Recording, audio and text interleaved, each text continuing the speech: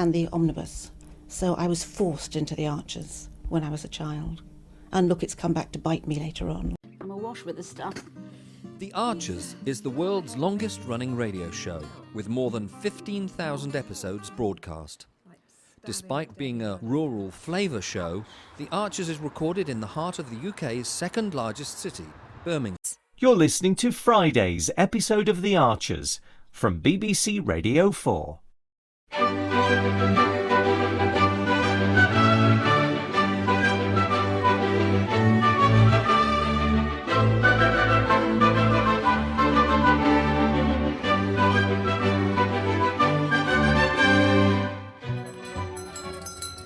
You're back. Oh, hi, Elizabeth. You just made it. Oh, I bet you curse people like me, don't you? Of course not. I'll be quick, I promise. It just occurred to me I should pick up some snacks. These meetings always run more smoothly when there are biscuits on offer. What meeting? Oh, planning for the Village VE Day commemoration. Haven't you heard? They've asked me to lead the meeting because of the research we've done for the Lower Loxley exhibition. Oh, I see. Anyway, yeah, Mixed Edge, you were visiting friends. Well, I hope you had good weather. It's been quite spring-like here. Did you go anywhere nice? See him. Only it wasn't a holiday as such. Actually, I needed a bit of time and space to get things straight in me head. Oh, this isn't common knowledge, by the way. Oh, Joy. Have you been having a bad time of it? Things have been a bit tricky, yes. Since Rochelle arrived? Yeah. Oh, not that I haven't been happy to have her back in my life. I have. But what, is it complicated? It is. A lot happened in the past that we've never dealt with, you see. Mm-hmm. Mine and Rochelle's relationship has never really recovered from something that happened a long time ago. It was bound to blow up sooner or later. Sounds like you've really been through it. You could say that. But, you know, I was rotating the crumpets this afternoon and I realised that I'm much better equipped to deal with things these days. Believe it or not, my mental health hasn't always been in the robust state it is today. Snap. So, did it help getting away? Yes. But now I'm back with a lot of work to do, Rochelle and me. You'll get there. I hope so. Anyway, you came in for biscuits, not a sob story. Well, I did come in for biscuits, but I'm very pleased to have seen you. I hope things turn a corner soon. Thanks. It's been nice to be back in here today, actually. It's amazing how therapeutic stacking shelves can be. Oh, well, if it's a distraction you need, I might be able to help. Oh? Freddie, any news on school dinners? Yeah, still waiting for the Academy Trust to come back to us. Pint of zero, please, Jolene. Coming up, my former captain. Oh, please, Jolene. Oh, no hard feelings, my darling. They're interested, though. Yeah, really interested, Ben. I hope it happens. It'd be great for us, great for you farmers, and for the climate too. Well, we've all got to do our bit, haven't we? Mm-hmm. And goodness knows farmers need all the help they can get at the moment. Do I feel another rant coming on? I don't rant. Oh, right. Well, it must have been someone else I heard this morning droning on to Mum about the price of feed. It's astronomical. What is? $4.50, thanks, Freddie. Our input costs. Thanks, Jenny. Well, everything's more expensive these days, isn't it? Yeah, but my point is that farmers are being hit from all sides. I mean, on top of the increased input prices, there's the inheritance tax changes. If they bring those in, farmers will be on their knees. The farm tax? Oh, God, it's inhuman. You can see the strength of feeling on the protest. Hi, Brian. Evening all. Pint of Shires, Brian. Oh, thanks, Jolene. Yeah, you just watch. Lots of farmers end up selling up. What will that do for national food security? It's a disaster waiting to happen. I was talking to a farmer visiting the abattoir the other day, and he was seriously worried about it all. Everyone just feels completely blindsided. Small and medium family farms all over the country will disappear. It's desperately unfair. Is it, though? Is it what? Unfair? I mean, isn't the whole policy designed to make things more fair, not less? How is this more fair? No, well said, Ben. I'm sorry, but I agree. Farmers should have to pay their way like the rest of us. Hi, if you are tired of constantly replacing your cookware due to wear and tear, then I've got to show you this 3-quart Enameled cast iron Dutch oven pot. This comes with a lid. And look at that color. It comes in 2 colors. You can get the red or blue, and it comes in 3 sizes. The sizes are the 3 quart, 4.5, and 6. And check out this silicone accessories. So cool. This versatile pot is oven safe up to 500 Fahrenheit and can be used on the stovetop, making it perfect for all of your cooking needs.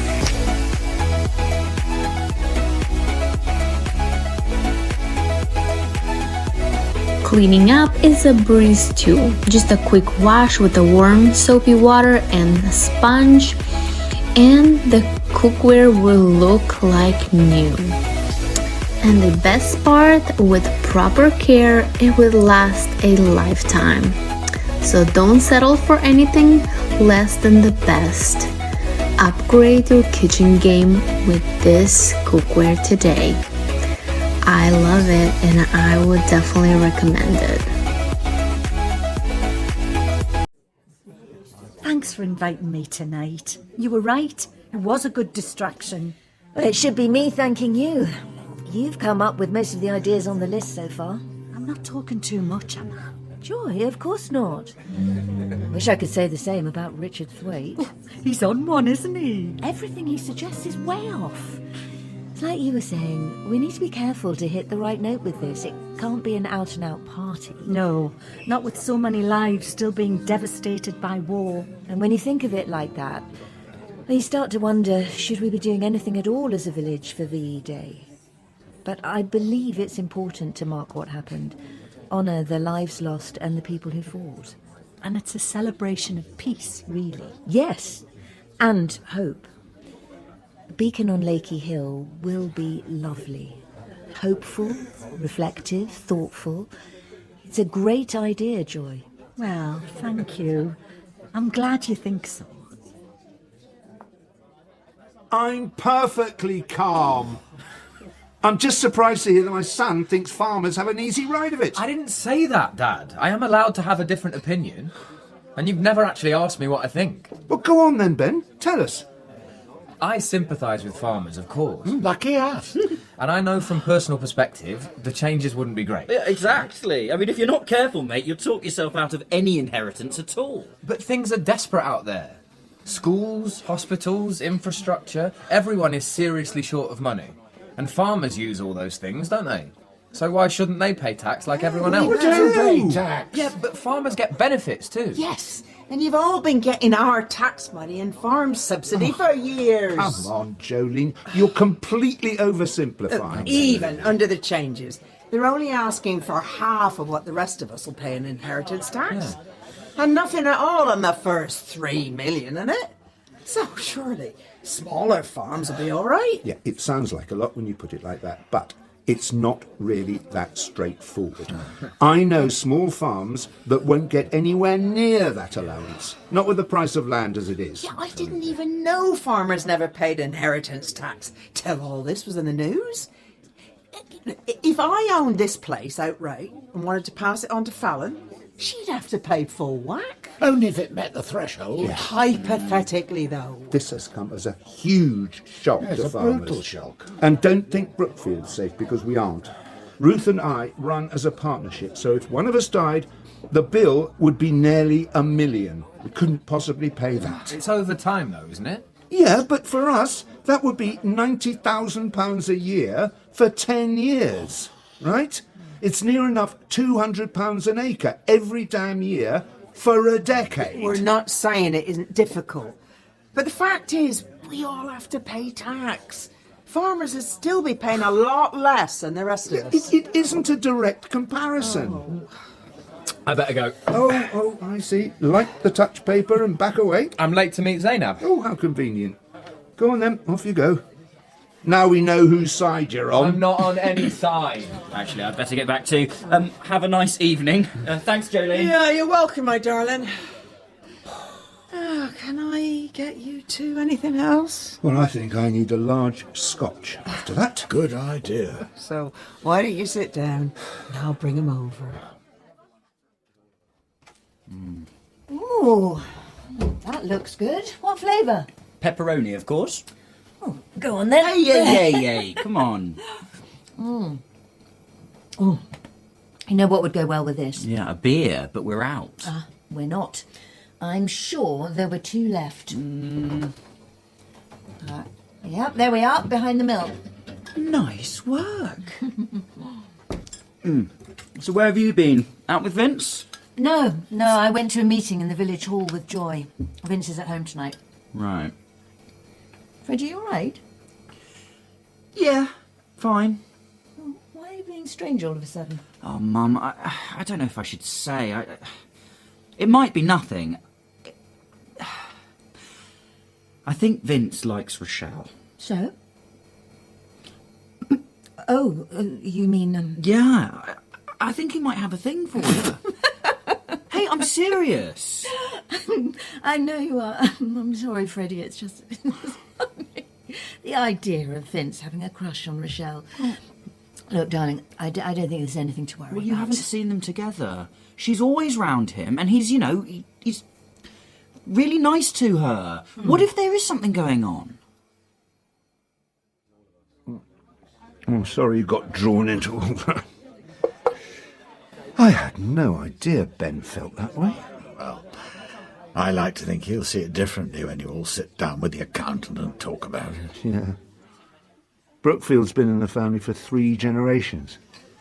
The thought of having to sell it, after all the work we put into the land. Well, you need to bring the children into the partnership like we have at Home Farm. Are they ready for that? I mean, they've got all their own stuff going on. Well, quite. I mean, I'm in a similar position, to tell you the truth. I've got no natural heir. I confess I've buried my head in the sand somewhat. I suppose that's what we've done too. Which seems ridiculous, but, life is so busy on the farm, there's never time to sit down and really think about all this. No, but we need to. And sooner rather than later, because the changes are due to come in next year. Ben. Hello. Hi, Dad. Hi, Ben. I just realised I've got the car. Oh, you have, haven't you? Yeah. You weren't counting on me for a lift back, were you? What if I was? Are you going to swing back and get me? I mean, yeah, sure, if you want. No, it's fine. I'll make my own way. Yeah? Yes, Ben. Okay.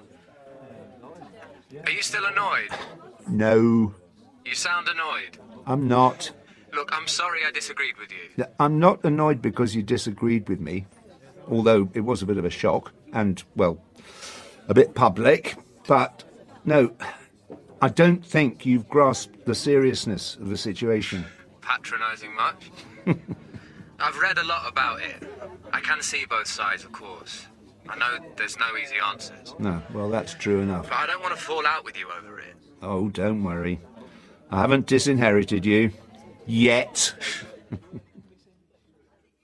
Well, it's not that ridiculous. I mean, it does happen, and Vince is, rich and powerful. Not to mention attractive. Yeah, if you say so. And maybe she's paid him some attention, and he's liked it. And Look, I don't think Rochelle is interested in Vince. She might be. It's possible, but even if she was, I don't think Vince is interested in her. He gave her a lift home the other day. Perhaps it was just a lift home? Yeah, maybe. Look, but... Freddie, between you and me, and this really must stay between us. Okay. Joy hasn't told me a lot, but I do know there were difficulties in Rochelle's childhood. And since then, she's struggled. Right. Vince is aware of this. As I say, we don't know much, although Joy did say a little bit more tonight. But Vince is keen to give Rochelle a chance. You see, I didn't know that. No, I know. Yeah, it actually kind of makes sense, In what way? Well, Rochelle, she's, kind of nice, but weirdly enthusiastic and intense. Well, I think she's desperate to make a good impression. You can understand that, can't you? What? Feeling like I need to prove myself because of things that happened in my past? What gives you that idea? I didn't mean that. But yes, so you get it, don't you? Yeah. So maybe go easy on her, give her a bit of a break. Sure. Not that I wasn't already, but you're right. She deserves a chance.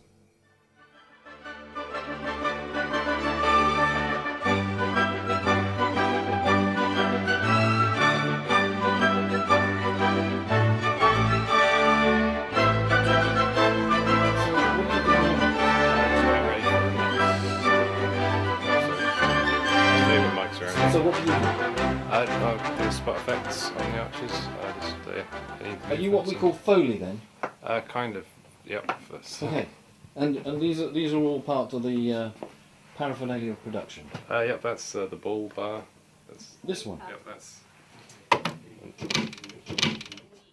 Actually mine, but I just wish there was something practical I could do to help them, Caroline. I think the Archers has had this immense popularity over the years, basically because it has always very accurately reflected the reality of life and living in a rural community at whatever